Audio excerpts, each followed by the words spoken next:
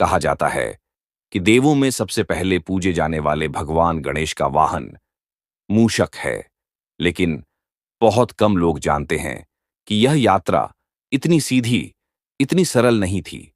इसमें छुपा है एक रहस्य, तीन अलग-अलग वाहन, तीन अलग-अलग कहानियां, तीन अलग-अलग स्वभाव, पर एक ही प्रश्न, कौन बनेगा असली सेवक? भाग एक, सिंह शक्ति का भ्रम। बहुत प्राचीन काल की बात है। त्रिलोक में हाहाकार मचा हुआ था। राक्षसों का आतंक इतना भयानक था कि स्वर्ग लोक तक कांप उठा था। देवताओं की सभा बुलाई गई। सबकी निगाहें कैलाश पर्वत की ओर थीं।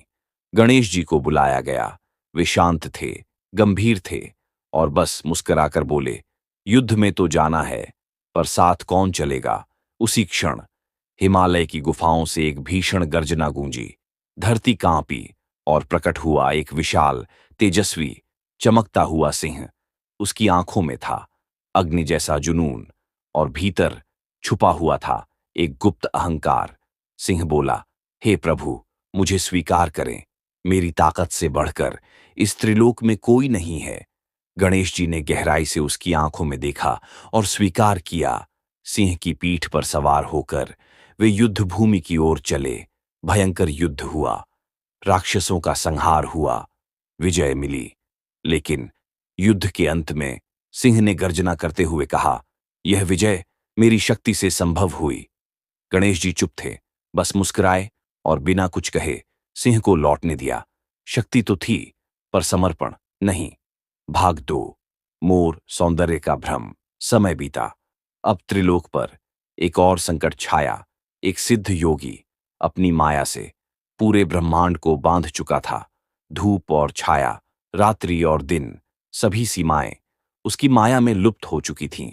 देवता दोबारा गणेश जी के पास पहुंचे। गणेश जी ने ध्यान लगाया। तभी आकाश से एक दिव्य मोर उतरा। उसके पंख सतरंगी प्रकाश से झिलमिला रहे थे। उसकी चाल मंत्रमुग्ध कर देने वाली थी। वह बोला, हे विघ्नहर्ता, मुझे अपने वाहन के रूप में स्वीकार कीजिए। मैं हर दिशा में उड़ सकता हूं, हर माया को भेद सकता हूं। गणेश जी ने शांत भाव से उसकी बात स्वीकार की। मोर पर सवार होकर उन्होंने योगी की माया को चीर डाला। हर लोक को फिर से प्रकाश मिला। पर जैसे ही कार्य पूर्ण हुआ, मोर ने अपना सिर ऊंचा किया और गर्व से बोला, हे प्रभु, देखिए मेरी उड़ान, देखिए मेरा सौंदर्य। गणेश जी चुपचाप उतर गए। कोई प्रतिक्रिया नहीं दी। सौंदर्य था, पर विनम्रता नहीं। भाग तीन, मूषक, सबसे छोटा पर सबसे बड़ा सेवक। अब तीसरा दृश्य। गणेश जी एक शांत वन में स्थित एक आश्रम पहुंचे। वहां एक विशाल मूषक ऊधम मचाए हुए था। वह ना किसी की सुनता, न किसी की सेवा करता, पर वह कोई साधारण मूषक नहीं था। वह था एक श्रापित गंधर्व जो अपने अहंकार के कारण मूषक बन चुका था। जब गणेश जी ने उसे अपनी शक्ति से दबोचा, तो उसने करुण स्वर में कहा, हे प्रभु, मैं आपकी सेवा करना चाहता हूं, सच्चे भाव से। गणेश जी ने पूछा, तू तो छोटा है, क्या तू मुझे वहन कर पाएगा?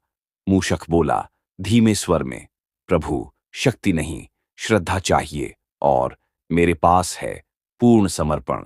गणेश जी मुस्कुराए और बोले, अब तू ही मेरा स्थायी वाहन बनेगा।